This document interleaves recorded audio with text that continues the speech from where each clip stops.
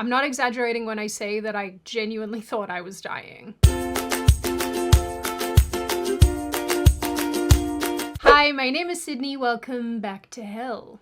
And I have been in a hell of my own for the past, 4 days now? I hope you are all doing tremendously well, because at least then someone would be. I kind of feel like I've been run over by a train a little bit, so thank you for asking. I made a community post over the weekend about what happened to me on Friday, and I know a bunch of you saw that, so if you have seen it, you know what I'm about to say. And for everybody else, your mama bird, your hell gondola captain, had the fun experience of going through the American medical system, the American hospital system, on Friday night. I won't lie, I was and am a little traumatized by what happened to me, not by the medical system, but by what happened to me. And this video, just right out the gate, is probably gonna be TMI. And a lot of you are gonna learn about the female body against your will. Just accept it. On a serious note, outside of the cathartic element to just explaining this, there's also an element here where I think it's worth women understanding what can happen to us, and also women knowing that you're not crazy if this does happen to you, and men also knowing this is what can happen to the women in your life, and just have the knowledge so that if it does happen, you know that you can do something about it and she doesn't have to suffer. So anyway, so on Friday evening, this last Friday just gone, I was getting ready to go to the gym, just going about life, and I got hit with this absolutely crippling, excruciating 10 out of 10 wall of pain through my abdomen and pelvis. And women will understand this, but I was also getting those shooting pains, those like downward shooting pains, and it was so bad that even in the moment, like not thinking clearly, just pain brain completely, I thought, oh no, I'm one of those women who has those secret pregnancies and I'm going into labor. That's how bad it was. It was so bad, in fact, that I couldn't stand. I had to hunch over to kind of walk. I couldn't sit down, I couldn't lay down. It was all so painful to do any of that. And I was kind of curled up in a weird little bug position on the floor, Googling if I had a kidney stone or a gallstone, because I had absolutely no idea what was happening outside of thinking I was in labor. So after about 15-20 minutes of this, and when I tell you it was excruciating, I mean it, excruciating.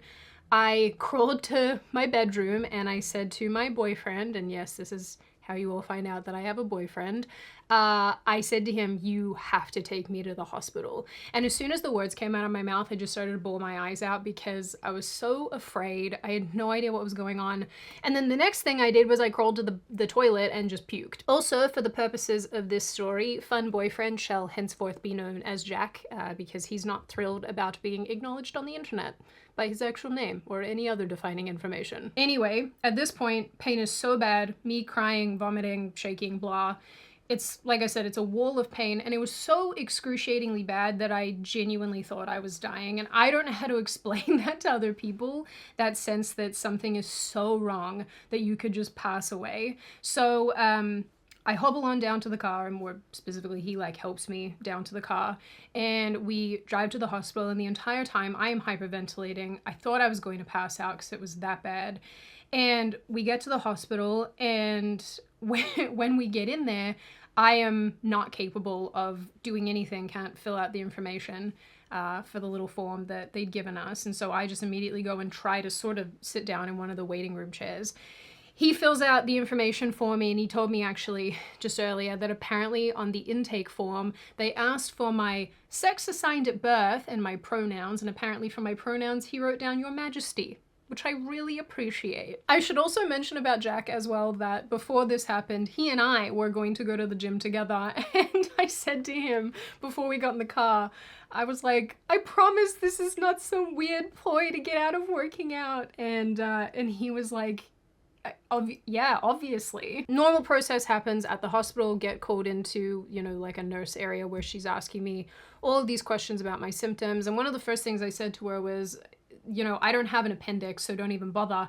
And I will highlight this as well, because I think the appendix thing is important, just to highlight the level of pain going on. Because I know the ladies will be able to relate to this because of cramping and all this sort of stuff, but I don't know an equivalent for men. So for me, I was so accident prone as a child, I've broken my arm 3 times, which is where the bone here is all messed up. I have had concussions. I had, mouth surgery to remove teeth and to move some bone in my jaw. I have had an appendicitis. I know what this pain feels like. I've had like level 10 out of 10 pain throughout my life. And this pain on Friday was definitely on par with the appendicitis. And that was pain way back when.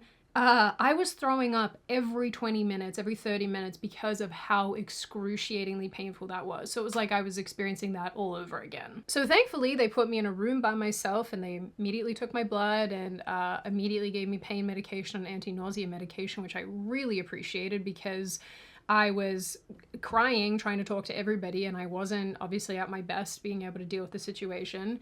And I don't know why I thought this was intestinal related, but that's what I was thinking this entire time. But the nurse and doctor were both like, no, this is probably ovary related, which I found very, very surprising. And the initial thing that the doctor said when he came in to talk to me was, this could be a twisted ovary, and basically what happens in that case is your ovary twists, cuts off blood supply, and then you lose the organ. So if that was happening, then they needed to find out ASAP, and then that's an emergency surgery type situation. The other option, and the probably more likely option in this case, was a ruptured ovarian cyst, which I've never had, I've never experienced, I have never even thought about that. Well, obviously I didn't have surgery because I'm sitting here talking to all of you, so it was the latter option. I ended up having a sonogram so that they could have a nice look at my ovaries, which honestly took forever because apparently there was so much blood and fluid in the area that they were having trouble finding it. And so that hurt so much, having someone pressing into my abdomen trying to find my body parts. But, after that was all said and done, the doctor basically said, we're seeing a lot of fluid and a lot of blood, and more blood than we're used to seeing or want to see in a case like this. So we're going to send you for a CT scan, which I went and had a CT scan, just so that they could basically rule out any additional weirdness or anything strange that might be going on. Apparently the blood in my abdomen was irritating my intestines, which is why I was in so much pain and why the pain was so ongoing, which I've never thought about any of this, but I guess that checks out. I guess the worst part about this was just the initial not knowing what the hell was happening. When you have this wall of pain where there's no reprieve and it's just there and it's happening and you think you're gonna die. It's awful, and it was like really, really traumatizing, which I feel like a bit of a crybaby for saying, but that's the truth. It was traumatizing, and I had a good cry about it later on. But I also think that just having 10 out of 10 pain for hours, and this is one of the things that's interesting. One of my girlfriends who had an ovarian cyst burst probably a couple months back, and she told me about it. She said that the pain came on, it lasted for 30 minutes, and then it slowly went away. I can't even speak today. It slowly went away, but for me, I don't know why this is, it was just hours of 10 out of 10 excruciating pain. Even when they gave me the pain medication, it was still pretty up there. Even on like a number level, I was still at probably a 6 or 7 most of the time, and I thought, I'm glad to be medicated because I can't even imagine this being at the nth degree this entire time, because I would have been suicidal. I don't know why, but I did think in some respects this would just be like having normal regular period cramps and the pain would just eventually go away. But it kind of just ended up being, and has been and is, this dull pain. It was pretty bad over the weekend because the medication they gave me for the pain relief and for the inflammation just made me actually sicker. So Saturday night was horrendous. So I've just kind of been sucking it up and rolling through it without any pain relief and just, I don't know, hoping that it gets better. And today it is better, but I guess I'm really shocked by how much it still hurts. And even today, again, I feel a lot better, but sitting down, if I sit down too hard, it hurts. If I walk for too long, it hurts. And I don't know if I'm being a baby,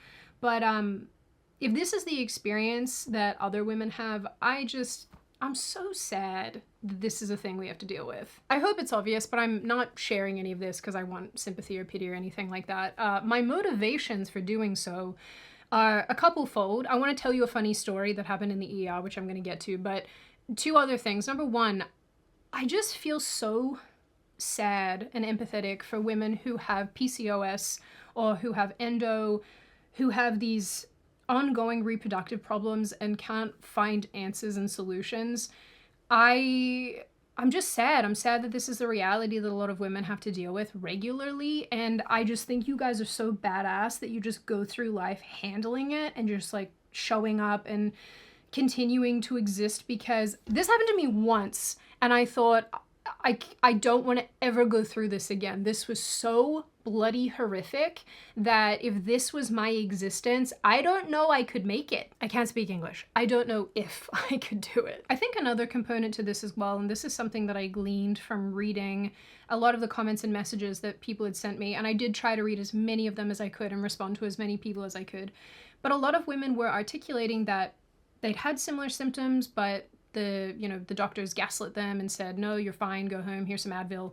And they didn't know what was going on. And now they're like, wow, okay, my symptoms were just exactly the same as Sydney's. I now have an answer. So that's really cool. But I also think that it's worth noting for women who've not been through this, that this could happen to you. And I want you to be aware of what the symptoms generally look like so that if it does happen, you don't freak out the same way that I did, and you can take action and get yourself to the hospital or wherever you need to go so that you don't run the risk of ovary death or some other complication as a result of this. Because as I found out from posting about this and people sharing their experiences, even having blood in your abdomen, just blood floating around in your abdomen, apparently that can get infected and you can have, blood poisoning, which is psychotic and very alarming. So to all the women who I hope watch this, I'm sorry that this is your life. If this is your experience, my heart is so there with you. This is horrendous, and I think it's amazing that you managed to keep going in spite of it. To the women who've been through this but don't know what happened,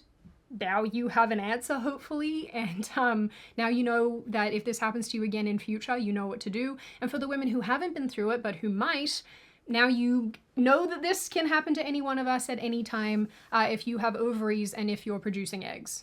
And maybe it happens to women who don't produce eggs too. Like I said, I don't know that much about this just yet. And for the lads, and I think this is also worth me saying, I made a note in my posts about this that men, if your woman or a woman in your life comes to you and says, take me to the ER, I have to go now, just take her, just go. No arguments, no nothing. And I think some men misunderstood that and thought that I was taking a jab at you guys, and I'm not at all. It's just that in a situation like that, you're probably going to be the one who has to take control of the situation, because when you're in that much pain, thinking, rationalizing, being thoughtful goes right out the window.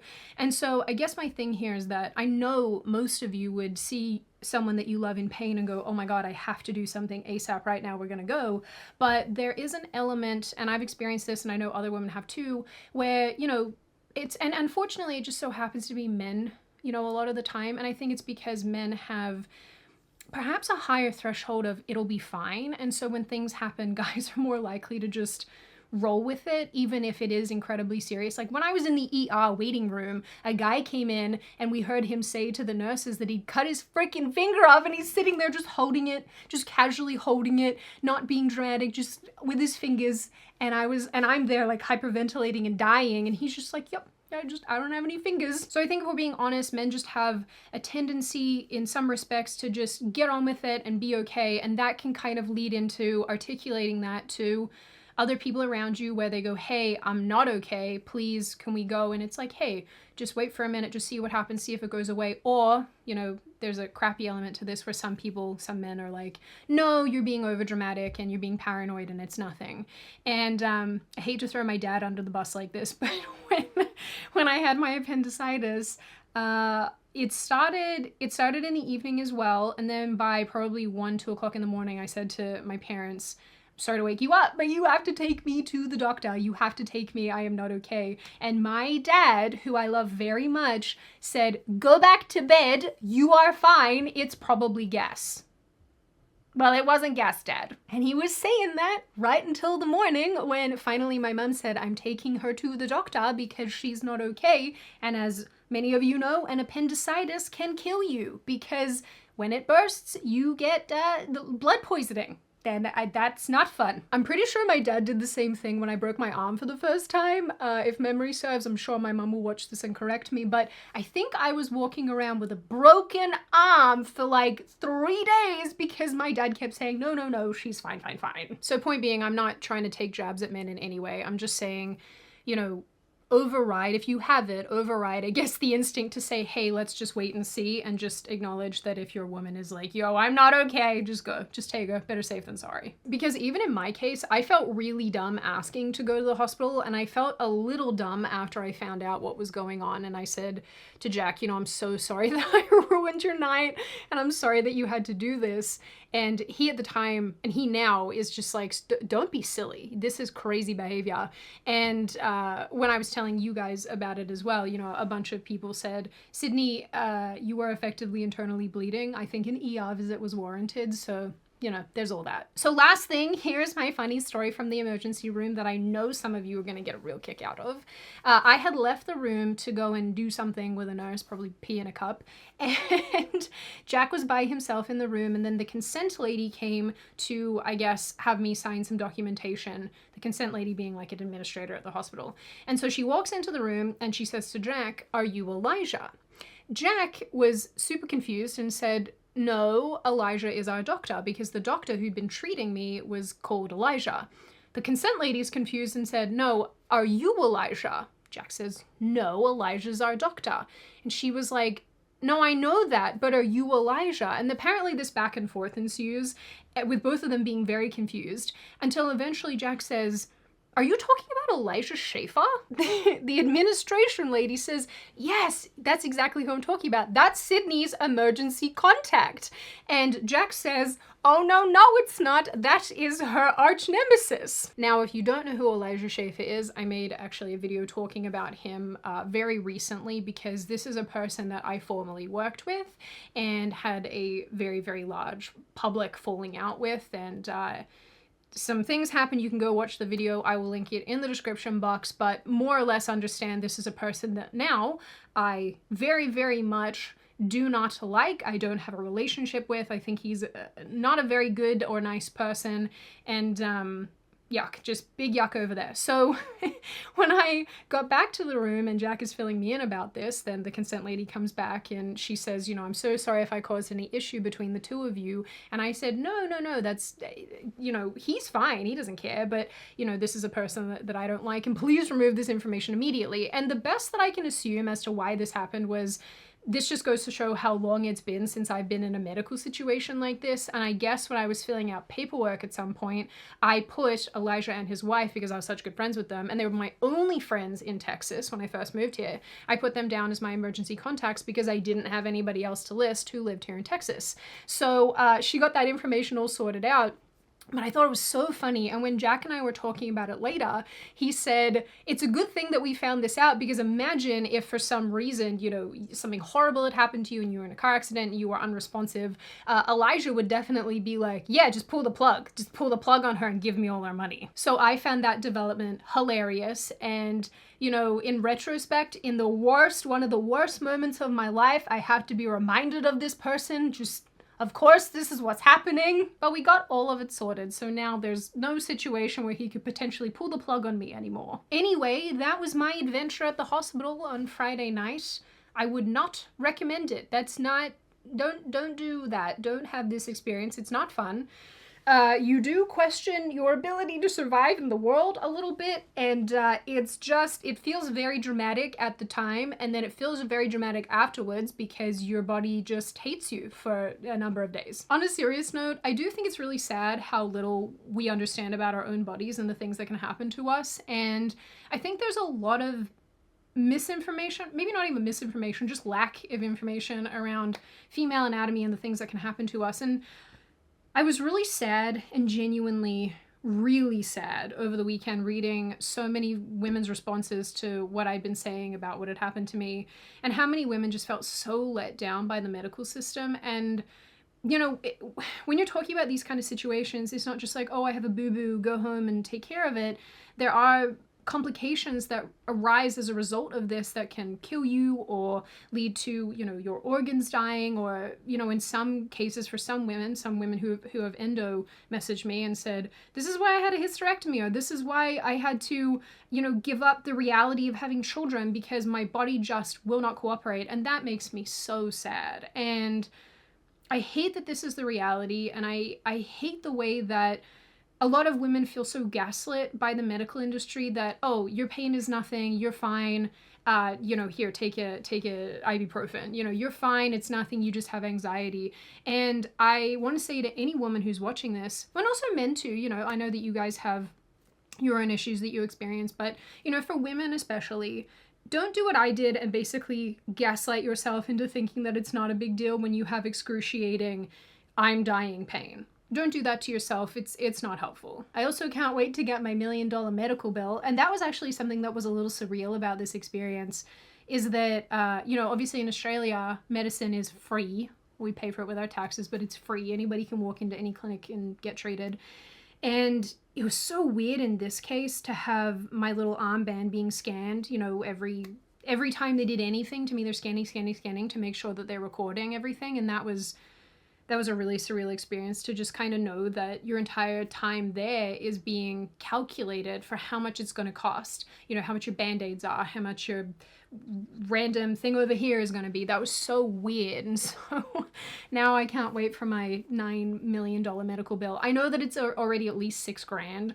And that was before they'd done anything. And then apparently, the administrative lady was saying, well, it's already $5,000 for just a little bit of pain medicine that we've given you in the room and stuff. And then she said, but the doctors will bill you individually. The sonogram is billed individually. The CT scan is billed individually. And so you're going to get all these bills. So it's going to be really interesting to see what that is. And, it's funny too, because when I was talking about this with Jack, I said, I just obviously wasn't making up how bad this was. And he said, you're pretty frugal when it comes to money and you're pretty good at being thoughtful about how money gets spent. So I knew the fact that you were prepared to go to the hospital, I knew that that's not something that you would just joke around with, knowing how expensive it is. So yeah, that's a weird line of commentary that you guys are probably going to think I'm a weird socialist, but I just don't think the medical system should be $8 bajillion just because your ovary decides to explode. I keep thinking of things I want to add. I'm trying to close this out and I keep thinking of things I want to add. Last thing, then I'm done. This experience has made me weirdly a lot more anti-trans movement, because this was traumatic and painful and horrific and might actually affect my ability to have kids. Like, let's be real. That's the reality here. And knowing that this thing could happen to me just because I have female anatomy, that it could happen to any woman just because she has female anatomy, makes me really, really angry at the people who say crap like, oh, being a woman is anything you want it to be. Being a woman is marked by nothing. Anybody who identifies as one can be a woman. And yet, I'm over here having, and many of us are over here having, these unique, catastrophic unique female events that men will never experience. You could never experience this.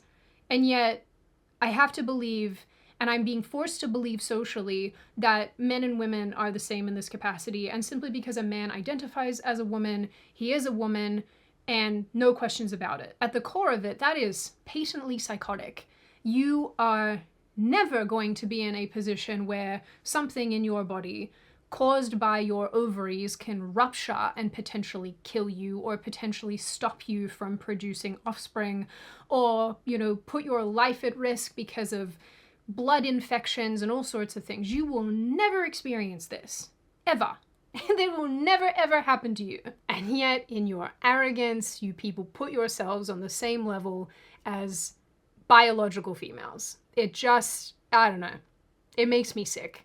It really, after experiencing this, the pain and the fear and the awfulness, it makes me absolutely bloody sick that any woman as well would participate in this mass delusion and act as if this is fine, to act as if men behaving this way and pretending and cosplaying us and mocking us is fine and would get on board with this.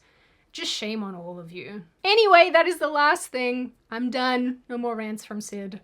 So there you go. There you have it. Now you know so much about the female body. Thank you for coming on this fun trip to learn about the female body and the many things that can happen to us. Sorry about the fact that it's TMI, but now you know some things that both of us did not know previously.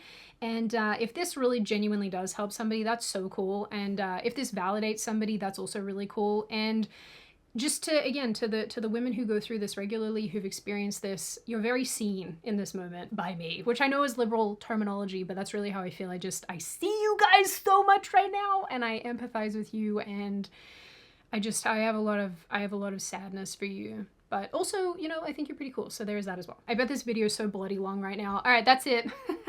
I love you all. I will see you in the next video. Make good choices. Stay safe. Stay well. If you've experienced this, tell me your stories in the comments. I genuinely am trying to read everybody's comments because I find it very illuminating, and I like to know that I'm not alone, so know that you're not alone as well. And lads, love you guts. So glad you'll never experience this stuff. I will see you all in the next video. In the interim, do good stuff. Take care of your little ovaries, or your not ovaries if you don't have them to take care of. And I will see you. Goodbye.